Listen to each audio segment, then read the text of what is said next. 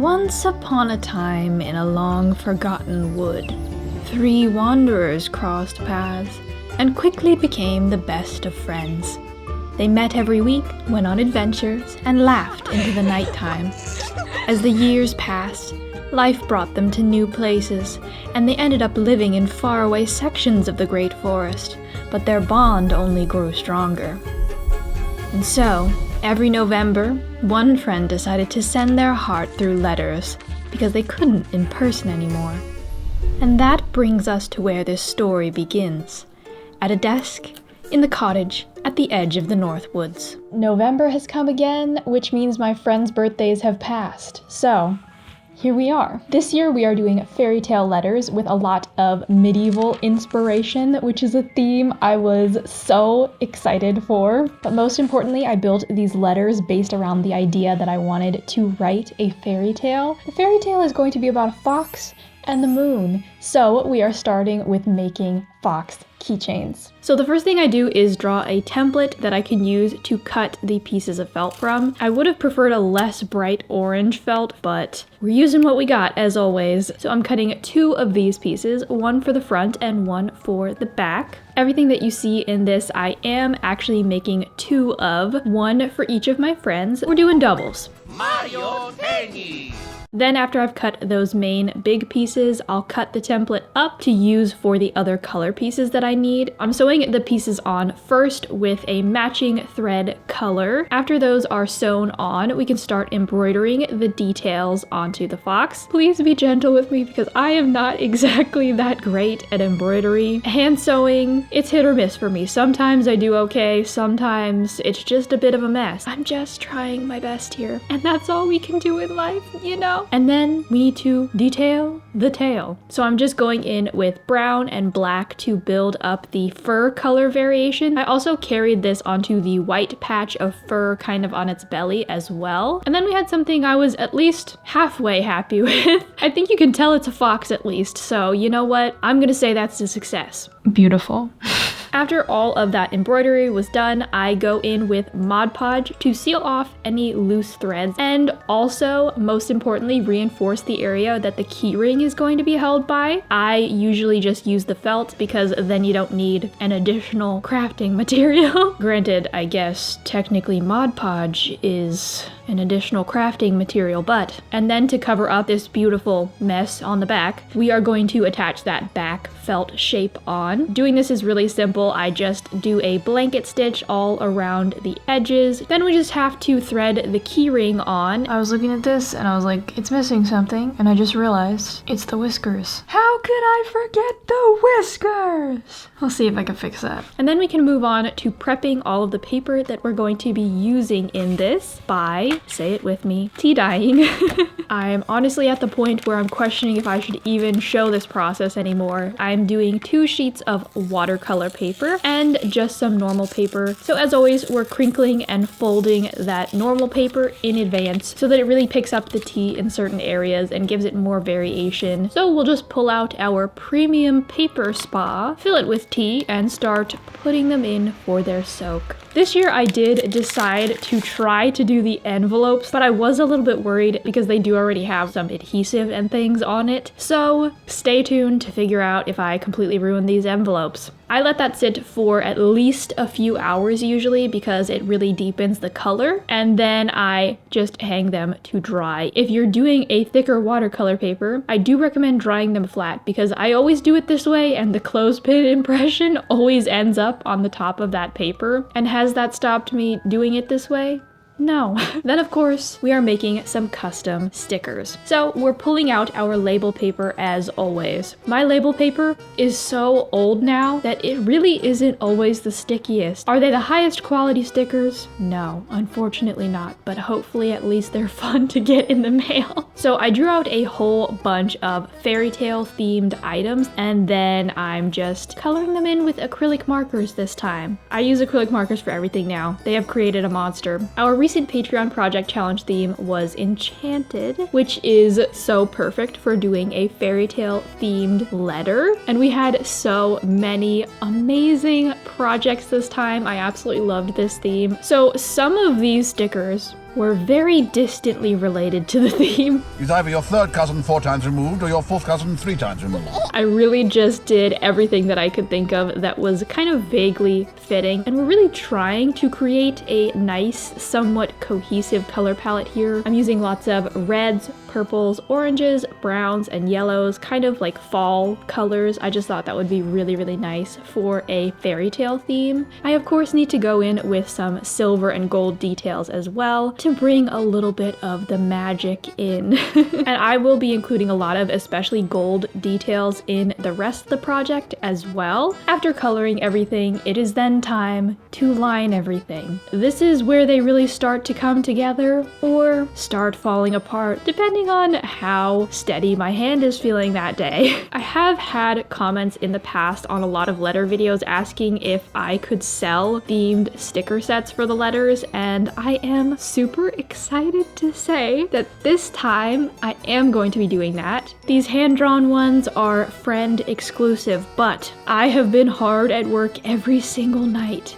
for many months working on art that I will be selling in my coffee shop, or Ko-Fi, or however you say it, I never know. And I have designed a fairy tale sticker sheet that I am super happy with. It has 11 glossy vinyl stickers, so it should be good for a whole variety of uses, including for fairy tale letters. And I also designed a separate die-cut fairy tale book sticker. In addition, I also have a magical pixie dust finish crystal ball sticker. Of course, we have to have a moon with a face, which is this star holographic sticker. And we're not done with the moons yet, because we also have a clear stained glass moon sticker. And then we have a magical cookie tin sticker with frosted vinyl. We also have a professional scratch builder sticker. Paint all over them, nothing going on behind those eyes. That's exactly what crafting is, isn't it? I also designed a trash fiend sticker for all of my fellow trash goblin crafters out there. And then we also have stickers for the 2 characters that I built this past year, which was my candle bot for Big Bot Bash, and also the Halloween light swallower Toad. It's a little bit of a cute version of it, but these ones are going to be available separately and also as a character duo pack for a little bit of a discount. And finally, I have the fish from my Chinese brush painting video. Then we also have prints of several different paintings that I've done for projects that you've seen on the channel. I'm starting out shipping only to the US. I just want to see how it goes first, and then hopefully I can add international later. I am going to be shipping all of the items from my shop myself, so it will support the channel directly. And the link for that will of course be in the description. Once the stickers were done, all we need to do now is cut them out. I'm going to make a little envelope for them. So I am folding up some tea-dyed paper,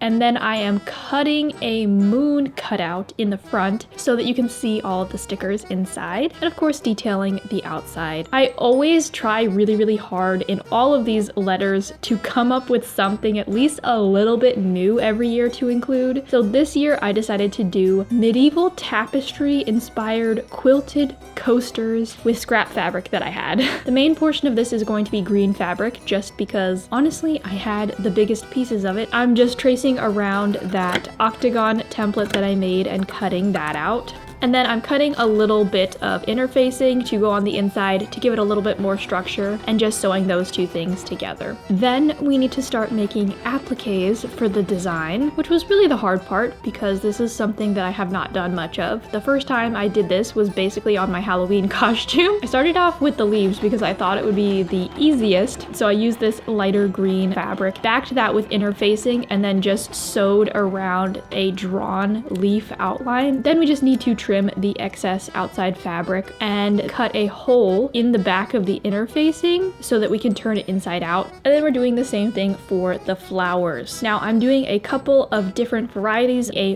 white and a light pink flower. And essentially we just have to do all of this many times. After all of the different appliques were done, I just need to press them and then I can lay them out on the shape. I'm sewing the leaves on with embroidery floss so that I can add some embroidery details at the same time and just kind of kill 2 birds with 1 stone, you know. Then we have to go in and sew on the flower bulbs. These ones I did with normal thread because there weren't really any details that I wanted to add onto them directly. Then we can go in and finish everything off by adding the rest of the embroidery details. The biggest thing, of course, is adding the stems for the flowers on. So I drew them onto the fabric for reference, and then I just started sewing on the details following those lines. Along the outside, I'm using a slightly darker green floss to make kind of a leaf border. I'm just doing a stitch that I've seen a lot of people use for flowers. I don't know what the stitch is called. And then we have our design on there. It's not perfect, but it's honestly better than I expected considering I am not great at hand sewing. All right, what are we thinking? Is this worthy of my friend's eyes? I think I like it. Is that just because I've been working on it for like 2 days? I don't know. If they hate it, oh well. Our most plentiful resource is in fact love. Not skill. Then we just need to sew on the back green piece of fabric so that we can turn it inside out. Okay, that works. And finally sew up that remaining open edge. And then our coaster was complete. Another new thing that I wanted to try this time around is sending paper dolls. First, I thought I would do paper dolls of them as a fairy tale character. But then I was like, does everybody want a paper doll of themselves? I don't know. I was like, okay, you can't go wrong with an animal. I was so excited because I was like, this is gonna be such a cool idea. And then, well, we end up with this. When you try your best, but you don't succeed. Maybe we can turn it around. Are there too many foxes in this? The real question is, can there ever be too many foxes? I kept the colors pretty subtle with this because I wanted to make sure that the character would be able to fit a lot of different outfits. I actually think it's looking okay, but now I'm questioning if somebody would even want this for their birthday. Like, are we going too niche here? Are we going too deep into the fairy tale fantasy? But I guess we'll just continue. And then, of course, we need to draw all of those different outfits. I love doing little costume sketches, so this was super, super fun for me. The first one I did was a pretty standard kind of Renaissance pirate costume that I thought would fit the fox really well. You know, we've got the billowing sleeves, the pantaloons, all the good stuff. Then I wanted to do something quite inspired by Little Red Riding Hood. So I wanted to do a fun patterned maroon-ish dress, and then I also did a brown cloak over top. I was trying to stick with the color palettes and also go with the fox coloring as well. And then the last one was more of a kind of artist character. I'm not really sure. Just a thought, but if you're here, who's driving the truck? But basically just a yellow shirt with a purple overall design. The purple-yellow combo, complementary colors. Gotta love it. And of course I have to do some celestial theming on it because we will never ever escape from that. I love it too much. It also does call back, or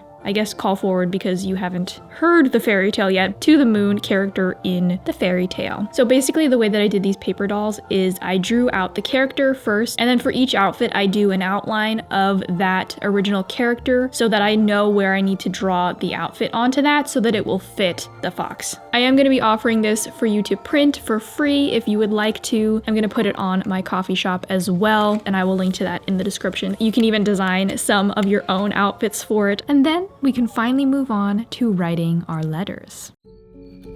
Dear friend, can you hear the forest singing lately?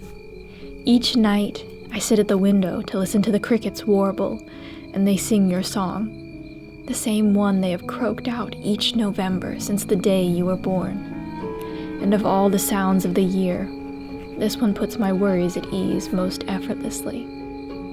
Each year around this time, I thank every fairy, gnome, and griffin for the fortune to have crossed paths with you in those woods all those moons ago.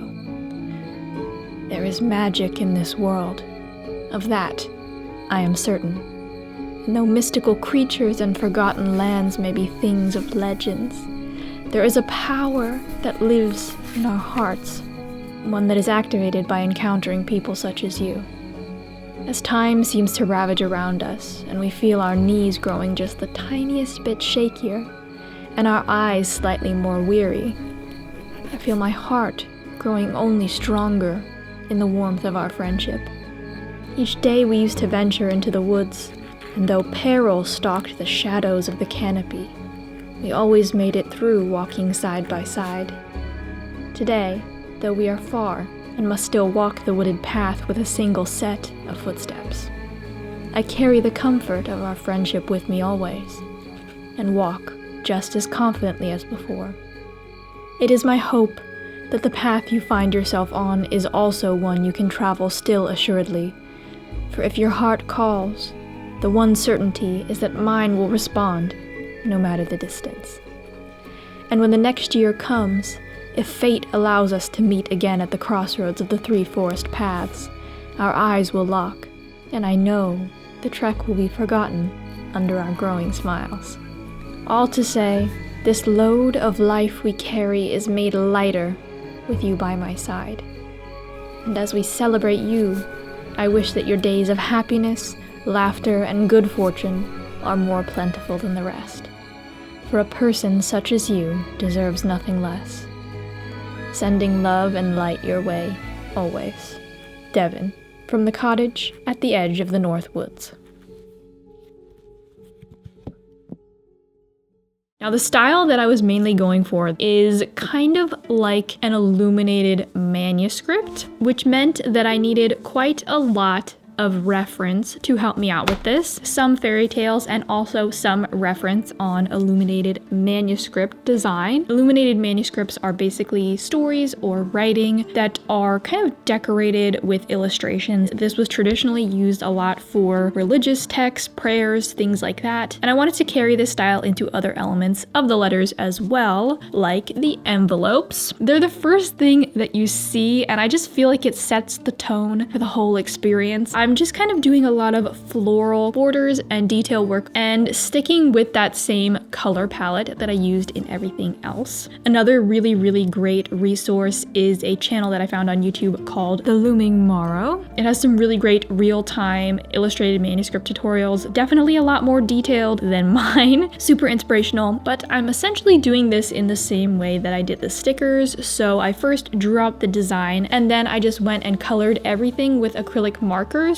Then we'll go in for the final layer of just lining everything so we can really get all of those details in. Now, is doing this for envelopes a little ridiculous? Yes, because obviously the envelopes are going to basically just get ripped open, I'm guessing. So, you know, this was just hours of me doing this and it might end up getting destroyed, but you know what? That's what art's about. It's not about permanence, it's about experiencing a moment. All we've got is a manuscript, so we gotta illuminate it. And when I tell you that this gold really made everything come together. Now, of course, we cannot leave the back of the envelope unadorned, but I didn't want to do too much work on the back just because it's very time consuming. So I kept it pretty simple and just went for a little floral design. And I loved this envelope transformation so much. Would I spend more time on it if I could? Yes, but I think that's kind of true for everything that I've ever made. So once that was done, we could start working on our fairy tale. Now, before I wrote this, I did read quite a few of the stories in some of the fairy tale books that I got, which definitely helped a lot, mainly in the tone and just the style of writing. My idea for the fairy tale was the story of the fox that carried the moon on its back. I wanted it to be relatively short and sweet so that it could fit on one page, which was the watercolor paper that I tea-dyed earlier. We needed to keep it concise, which I'm not gonna lie is definitely a big challenge for me. I can be extremely verbose, especially when writing. So of course we are starting off with the fox character, and then I really just wanted to create a nature scene around it. The whole fairy tale theme is definitely super based around nature, so I wanted to bring a lot of those elements into this, of course. And I did carry those up the left side of this as well to make a more detailed and ornate border. So I did plants going up, and then we need to channel SpongeBob and do some illuminated letters. And I tried my best to tie the nature theme into this as well, just so that it's more cohesive. I'm doing it! I'm doing it! Yeah!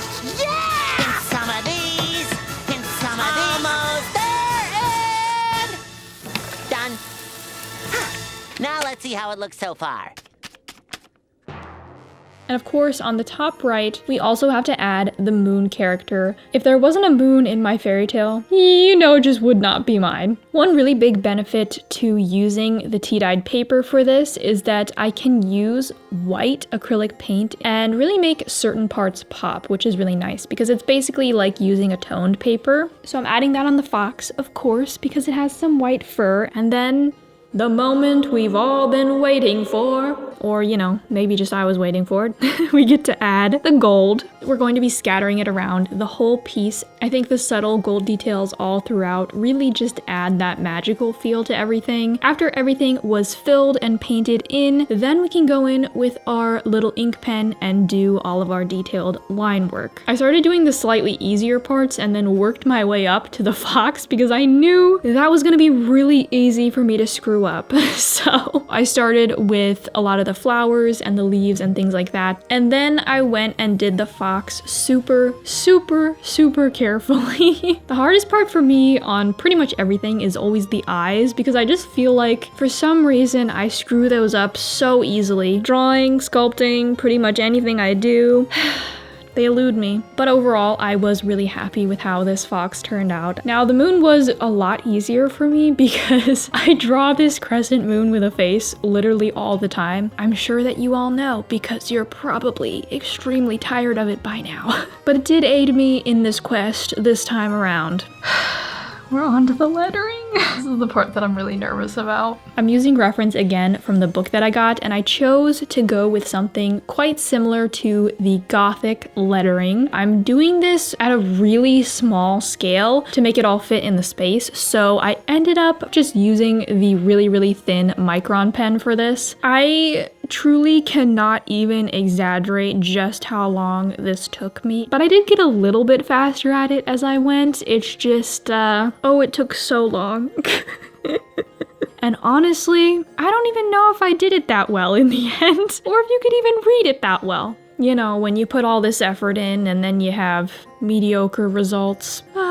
Story of my life, but these things happen. I think it looked good enough. Let's just say that. Now I'm going to read the fairy tale for you all at the end. This is probably no surprise, but it is really just cute and a little bit cheesy about friendship and teamwork. I really like how it turned out. And I decided to try and make a print version of it. So I did design some A5 prints with gold foiling, and this is going to be the next Patreon full tier postcard that I'll be sending out. Then of course we are going to send tea bags as always. For the fairy tale themed, I thought it would be really funny to do sort of a poison apple theme, which means of course cinnamon apple spice tea. I just realized.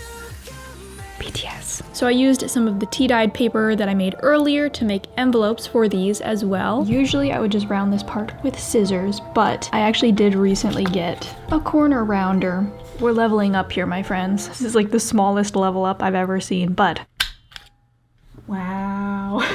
I cannot overstate to you just how good this tea makes an entire room smell. I thought it was kind of a good bonus because if they don't like the tea to drink, they can just put it in a room and the room will smell so good. It's a win-win. And then we can do the outside design, keeping in theme. We have a little apple with a bite out of it. And then I'm continuing with that same nature imagery. And I'm gonna be writing in the same style as the fairy tale, a title, and some basic instructions. Shh, they'll never know. I would just make the best fairy tale villain. I do question sometimes if this is only kind of funny to me and my friends are horrified by it. Then of course we are just going in to finish off with our gold detailing. And you thought we weren't gonna do this, didn't you? Faux wax seals from hot glue. From my stamp that I made in my original letter video, we're going with red this time, and then the flower part of that gets painted gold, and then we just need to do a layer of gloss varnish on top to make it look more like wax. This is going to go on the letter. So similarly to in my pirate letter video, I'm going to be folding this up kind of like a scroll. I'm adding a strip of red tissue paper on the back to be kind of like a ribbon tying everything together. And then the wax seal gets placed just in the middle of that to finish it off. And then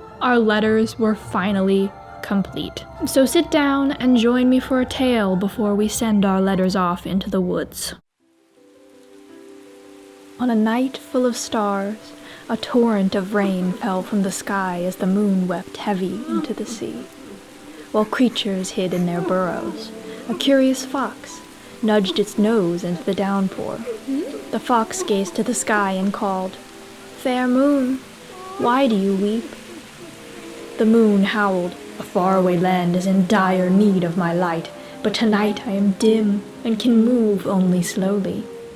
Feeling the moon's sorrow, the fox pondered and replied, "Do not cry, for my legs are swift. I can carry you where you need to go." And so the kind fox took the moon on its back, and they set off together. Brambles clawed virulently underfoot as the fox ran, but it moved nimbly, and they navigated through. In the deep forest, darkness stifled like a balmy morning, but the moon shined just enough to light their path ahead. Soon they reached a cliff overlooking stagnant water below. The surrounding forest was silent, as if all life was holding its breath. The fox bowed its head, and as the moon drifted towards the clouds, its light glowed brighter. Slowly the waters began to rise, and soft waves meandered their way to lap against the cliffside. Owls and crickets started to sing, and the crunch of critters skittering through leaves returned.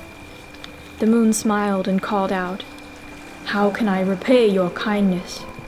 Anything you wish shall be yours." After a moment, the fox replied, "I wish only that in the future you never cry alone." And so each and every night that followed, the fox peered out from its den to greet the moon as an old friend.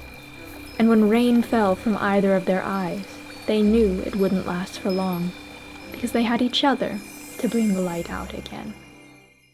I loved this theme so much. I feel like besides what I did, there's so much room for doing different types of fairy tale letters. So if anybody wants to make some, I would absolutely love to see any of your fairy tale themed letters, or any other themed letters, of course. I just really hope that my friends can enjoy them as much as I enjoyed working on them. Over on Patreon, there will be a bonus video of a bunch of the behind the scenes of this project, and also a couple of little additional projects that I've been doing throughout the months as well. And thank you so much to everybody that has supported the channel there. It truly is the only reason that I can keep doing this. And thank you so much for watching and supporting the channel in 2025. I am just so grateful, truly, that anybody watches at all. So I will see you in 2026 for some new projects. The end.